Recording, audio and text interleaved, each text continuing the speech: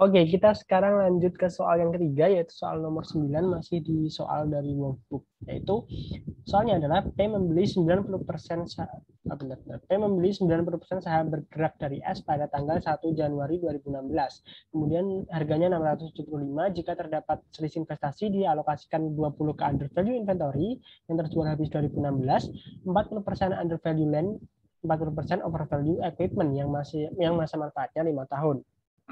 Jika masih ada, dialokasikan ke goodwill. Separated net income P pada tahun 2016 adalah 248. Ini laba PTP. Kemudian saldo laba atau return earnings PTP pada saat akuisisi S adalah 400. Kemudian dividen pada tahun 2016 adalah 150.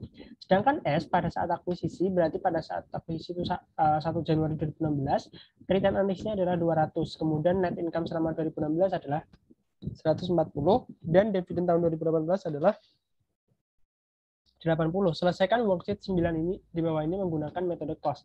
Nah, di sini yang perlu kita tahu bahwasanya pada soal ini kita di soal transaksinya itu atau akuisisinya itu 1 Januari, tapi kita disuruh membuat laporan konsolidasian itu 31 Desember 2017, which is 2 tahun dari tahun 2016 gitu ya, dari 1 Januari 2016, tapi kita disuruh menyusun konsolidasian 31 Desember 2017. Kalau soal yang nomor 7 tadi itu kan kita disuruh membuat konsolidasian 31 Desember 2016, masih pada tahun yang sama, cuman di akhir tahun. Kalau ini sudah di tahun yang berbeda atau kelanjutannya gitu. Nah, kita masih sama. Ini perhitungan yang sama seperti nomor 7 tadi, tapi perhitungan ini muncul pada tahun 2016 ketika tahun akuisisinya dia, yaitu cost of investment-nya 675, implied value-nya masih sama 750 atau 675 bagi 90%, book value-nya ini 700, yaitu 200 ini 200 diketahui dari yang ini tadi, sedangkan S pada saat akuisisi saldo labanya atau return earnings-nya 200. Kemudian ditambah common stock-nya di sini 500. Kemudian ini alokasinya juga masih sama. Oke, kita langsung masuk ke perhitungan untuk menjurnal penyesuaian dan eliminasi di tahun 2017. Tapi sebelum itu kita perlu mengetahui adanya beberapa perhitungan. Nah, ini beberapa perhitungan yang nanti kepakai buat kita menyusun laporan konsolidasian. Ya, oke, kita langsung masuk ke jurnalnya aja yang pertama. Sesuai tadi jurnal urut-urutan jurnal yang pertama itu kita menyesuaikan untuk kesalahan atau pos yang belum dibukukan pada masing-masing perusahaan. Nah, karena kita ini tahun 2017 pada saat kita mengkonsolidasikannya, maka kita yang pertama perlu menyesuaikan adanya kenaikan investasi dan juga return earnings pada tahun 2016 yang belum dicatat. Jadi kita catat 2017, yaitu investment in S-nya debit karena naik dan return earnings-nya kredit 46800. 46800 ini didapat dari perhitungan yang ini. Jadi perhitungan yang ini. Jadi selama tahun 2016, setelah kita memperoleh, 1 Januari setelah kita memperoleh itu 675, selama 1 tahun 2016 itu ada beberapa hal yang menyebabkan perubahan pada investasi, yaitu adanya net income 140 ini dapat dari informasi yang ini, net income 2016 140, kemudian ada dividen 2016 yang dibagikan oleh PTS yaitu 80.000 di sini, kemudian unamortized inventory dan juga equipment. Nah, tadi unamortized inventory dan equipment itu kan inventornya sudah habis di tahun 2016 10.000. Terus ada yaitu overvalue equipment yang pada tahun 2016 itu alokasinya 4.000. Jadi minus 10.000. Di sini minus 10.000, kemudian dikurangi dengan minus 4.000 dari hasilnya yang ini. Diperolehlah unamortized investment-nya itu 6.000, atau 6.000 ini berasal dari yang ini tadi. Jurnal nomor 7 yang ini. COGS-nya debit 10, sedangkan kreditnya operating expense 4. Jadi netnya beban ini yaitu 6.000. Minus 6.000. Kemudian jumlah perubahannya itu karena kita mengakuisisinya cuma 90%, maka perubahan yang menyebabkan berdampak ke investasi kita itu cuma 46.600 atau 90% dari total perubahan ini gitu. Kemudian saldo 31 Desember 2016 untuk akun investment in S atau awal tahun 2017, 1 Januari 2017 itu 723.600 gitu. Yang perubahan kita ini kita jurnal pada jurnal yang pertama, yaitu untuk menyesuaikan kenaikan investasi dan juga return earnings. Kemudian jurnal yang kedua itu kita mengeliminasi adanya dividen. Nah, dividennya itu aku nggak bikin jurnal yang tadi ya, kayak yang ini tadi. Nggak bikin jurnal yang ini, tapi langsung ke jurnal eliminasinya. Karena pada saat kita menerima dividen itu kan jurnalnya cash pada dividen income. Terus pada saat eliminasi maka kita balik dividen income-nya di debit, 81 ini dapat dari 90% dikalikan dengan dividen tahun sekarang ya, dividen tahun sekarang bukan dividen yang tahun sebelumnya. Tahun sekarang itu PTS membagikan 90.000 dividen diperoleh dari informasi yang ada di kertas kerja, bukan yang ada di soal, karena di soal tidak dibilang. Jadi 90.000 dikalikan dengan 90%. Kemudian jurnal yang ketiga yaitu jurnal untuk mencatat dividen dan bagian laba net non-controlling interest.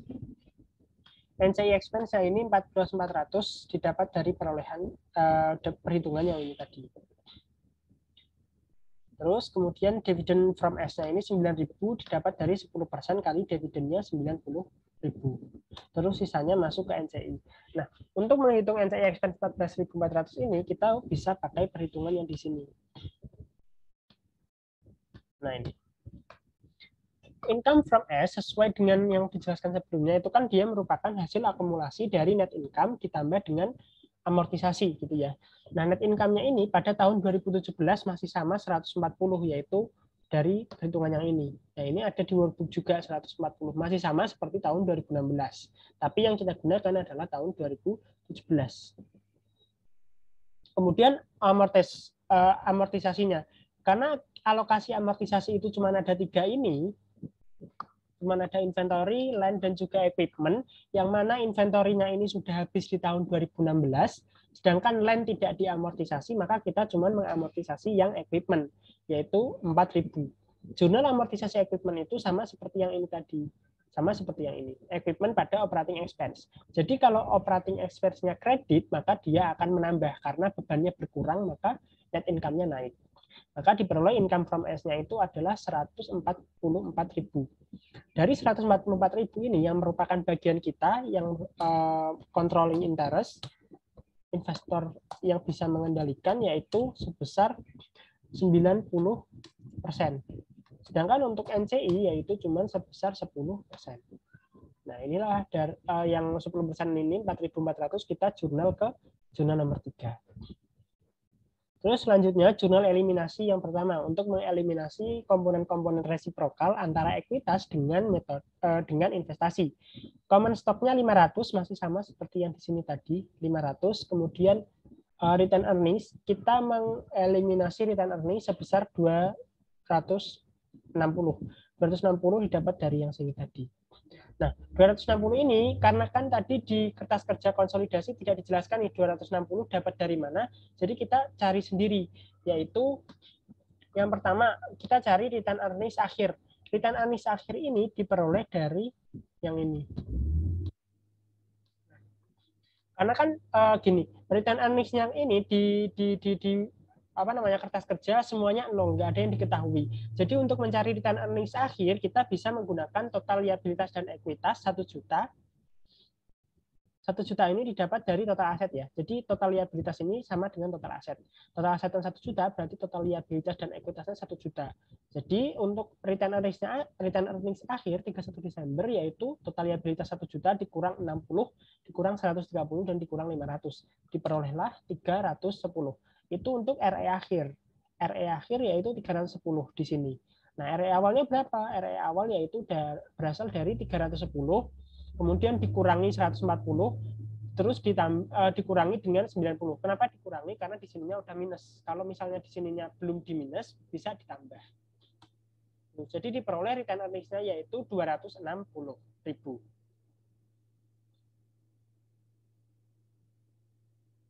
Oke, ini 260.000 untuk menutup return earnings awal. Kemudian unamortized excess-nya ini 44.000 didapat dari sisanya.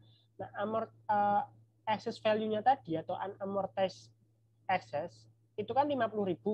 50.000 ini pada tahun 2016. Jadi selama tahun 2016 itu karena dia udah kepotong 10.000 di inventory dan juga 4.000 dari equipment, maka kita bisa hitung sisanya itu tinggal 44.000. 44.000 didapat dari tadi karena inventory-nya kan minus 10.000, kemudian equipment-nya plus 4.000. Jadi totalnya cuman minus 6.000. Atau yang di sini tadi, ini kan udah unamortized excess-nya selama tahun 2016 minus 6.000 akumulasinya. Jadi sisanya tinggal 44. Kemudian investment expense itu 723.600. 723.600 bisa didapat dari yang ini tadi. 723.600 hasil perhitungan yang investment in S tadi. 723.600 dan NCI-nya sebesar sisanya yang ini. Itu. Selanjutnya untuk jurnal yang kedua yaitu kita mengalokasikan kembali unamortized excess-nya ini ke land, goodwill dan juga equipment. Land-nya 20.000 di sini karena land itu tidak diamortisasi maka dia akan muncul lagi gitu ya, enggak kayak inventory yang sudah habis. Makanya di sini tidak ada alokasi untuk inventory 10.000. Jadi cuma land 20, goodwill-nya kita munculkan 40.000 dan kreditnya equipment 16. Equipment 16 itu merupakan sisa di mana yang awalnya 20.000 tapi 1 tahun sudah terpakai di 2016. Maka sisanya adalah 4/5 atau 4 tahun per 5. Kemudian unamortized-nya dikredit 44.000. Jurnal yang terakhir yaitu jurnal untuk penyusutan overvalue equipment. Nah, overvalue equipment itu kan penyusutannya per tahunnya tadi 4.000 ya, dari sini. Dari 20/5 atau bisa juga dari sini 16/4. Equipment, kreditnya operating expense. Operating expense ini bisa di jurnal depreciation expense juga, tapi karena aku menyesuaikan akun yang ada di kertas kerja konsolidasi adanya operating expense, jadi pakai operating expense. Sebesar 4.000. Nah, itu untuk yang perhitungan untuk jurnal dan juga beberapa perhitungannya. Lanjut kita masuk ke kertas kerja konsolidasi, yaitu untuk sales-nya 1.100.000, untuk PTP, PTS-nya 700. Kemudian dividen income tadi kita dapat 81.000. Meskipun jurnalnya nggak aku buat di sini, tapi teman-teman semoga aja itu ya masih kebayang gitu. 81.000 ini dapat dari mana? Kemudian karena dia dieliminasi dividen income-nya, maka didebit 81.000. Kemudian ada COGS, ada CGS PTP dan PTS, kemudian ada operating expense dan didapat net income untuk PTP yaitu 240, sedangkan untuk PTS yaitu 140. Itu termasuk juga jadi consolidated net income atau net income yang sudah dikonsolidasikan 240 dan 140. Selanjutnya kita masuk ke perhitungan return earnings di kertas kerja konsolidasi. Nah, untuk return earnings-nya di sini dia itu tidak di return earnings-nya ini kan mana nih? Ini. Tadi di soal ini saldo laba P, saldo laba itu return earnings ya, saldo laba P pada saat akuisisi S itu 400. Jadi 400.000 itu merupakan RE pada 1 Januari 2016. Padahal kita harus untuk mengerjakan kertas kerja 2017, kita harus mencari RE 1 Januari 2017. Nah, yang ini harus kita cari. Nah, RE itu kan perhitungannya dari RE awal ditambah dengan laba, ya kan, ditambah dengan laba atau net income, kemudian dikurangi dengan dividen dan ditambah dengan pendapatan lain-lain atau dividen income-nya ini gitu. Nah, jadi 400 ditambah dengan kita mendapatkan laba 248. 248 ini didapat dari ini tadi separated net income P pada tahun 2016 yaitu 248.000.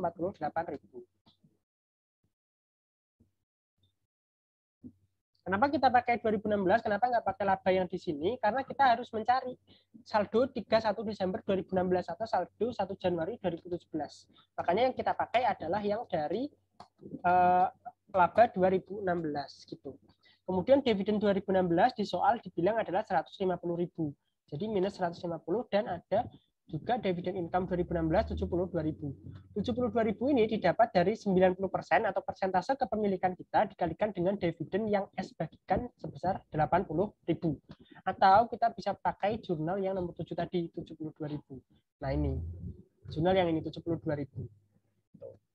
Jadi diperoleh RE kita atau RE PTP untuk 1 Januari atau untuk 31 Desember 2016 yaitu sebesar 570.000. Sehingga masuk di sini 570.000 dan diperoleh RE akhir yaitu 650, 310 dan dikonsolidasiannya yaitu 747, 200. Untuk perhitungan aset, kasnya ini masih sama ya perhitungannya kayak yang tadi, yaitu total aset dikurangi dengan account receivable sampai dengan investment. Nah, aku coba mungkin ini aja ya, bahas yang investment ini, karena basicnya masih sama, kita tinggal masukin jurnal-jurnalnya aja. Nah, kenapa investmentnya ini masih tetap 675, kenapa nggak pakai yang ini, kenapa nggak pakai 723, karena kita menggunakan metode cost gitu ya. Kita menggunakan metode cost yang artinya investment kita itu tidak akan berpengaruh gitu. Investment kita tidak akan berpengaruh nilainya. Jadi di sini kita tetap pakai 675 sebesar cost pada saat kita beli.